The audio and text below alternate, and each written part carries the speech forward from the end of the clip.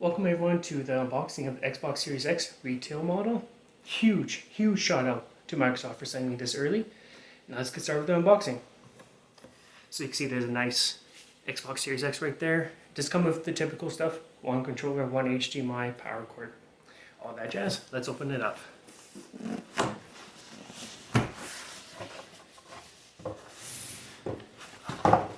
So on the top you can see very nice foam for when it's stored for traveling. So there's a very less chance of breaking, and this stuff is ridiculously hard. You would have to take a lot to do any damage.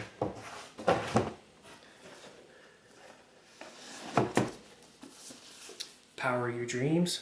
Fantastic.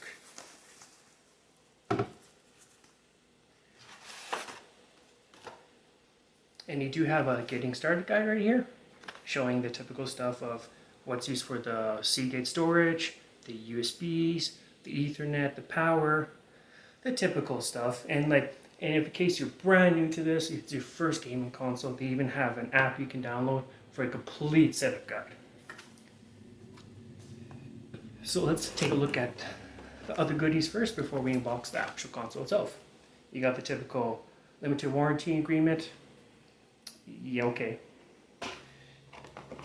The power cord, so the power supply is built in, just like the Xbox One X. So it's nice to see that they're still sticking with an internal power supply. Just gonna put that off to the side. Got your HDMI cable. This is HDMI 2.1, which means you can support 4K at 120 Hz or 120 FPS, or even 8K. Undetermined exactly how high the 8K will go, but in most cases, 4K 120 Hz is becoming the norm right now. So in the market for a TV, I recommend looking at a 4K 120 Hz before trying to reach an 8K gaming TV spec. They're a bit pricey still. And then here is the controller. Now there are some slight changes to the controller for the Xbox Series X and S. And I do have the Xbox One controller just to do a little comparison.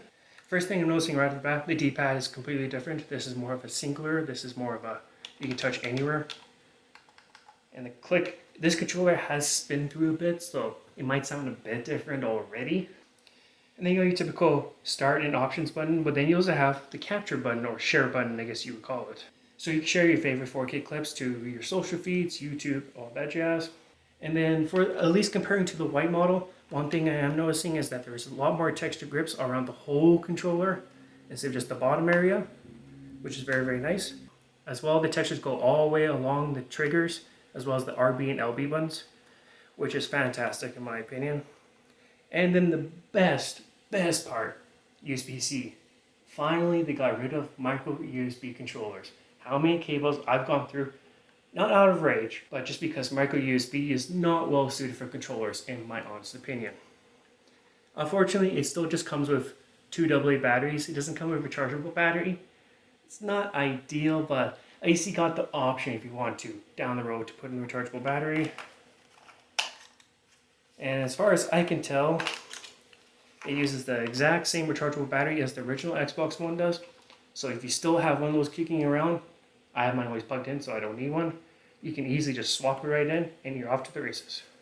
And the same thing on the bottom, it does support a 3.5mm jack right there, as well as any Microsoft accessories they decide to make or carry over.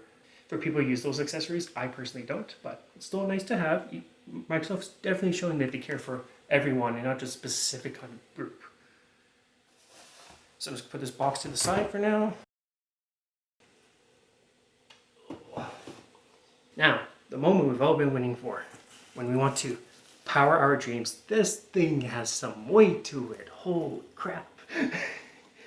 Granted, it's been a while since I've lifted my Xbox One X itself, but we'll see how well this goes. A nice black packaging to protect it. Oh man, this thing looks fantastic. Just gonna put that down gently.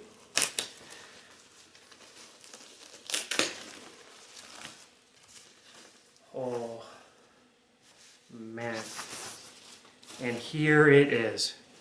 You've probably seen it already before by many other various websites, YouTube channels that have unboxed it, but I'm seeing it first time in person, It looks fantastic. It's not big in my opinion. It is a bit heavy, but heavy stuff usually means a good thing. But the overall design though, and I'm getting fingerprints already on it, that sucks, but that's bound to happen, is pretty good. It does have some feet on the side here, so you can lay it down like this. Do you have your controller sync button on the front right there? A USB port. And of course, a disc tray, since this is the Series X and not the S. The S does not have a disc tray. It is a fully digital console. Then on the back here, you have some ventilation holes on the top and on the bottom right here. 2 USB ports, Ethernet, power, HDMI. The memory card slot that CK is exclusively making it for Microsoft for the time being. I assume other companies like Western Digital will hop on board because it's a nice market to have, if Microsoft allows it. And the one thing I do love so much is that with the stand on the bottom, I'm trying to move it, it's not budging at all. Like, once it's on something, it's stuck on there. Let's give it a try on the side to see how well it moves on the side. Same deal with the side. I'm moving as hard as I can, it's not going anywhere. Which means this thing, once it's going, it's not going to move anywhere. Fantastic. Microsoft did a great job at designing this. From all the other channels I've seen, the thermals on here are fantastic. I'm hoping it's quiet. Right now my Xbox One X is a bit on the noisy side in my opinion. But I've also had it since launch, and I haven't cleaned it out since then, so that might have something to do with it as well. So that was my unboxing of the Xbox Series X. Stay tuned in the coming days. I'll be covering games on the Xbox Series X in a lot more detail, including FPS tests, seeing how well it looks, how's the 4K going. Unfortunately, I do not have a 4K 120Hz capture card. As far as I know, they don't exist right now. But when they do, I'll be sure to start recording some stuff in 4K 120Hz. And hopefully soon YouTube will allow 120 FPS recordings where people can enjoy that buttery smooth gameplay recorded from a Xbox Series X. Thanks for watching, and if you liked the video, be sure to subscribe.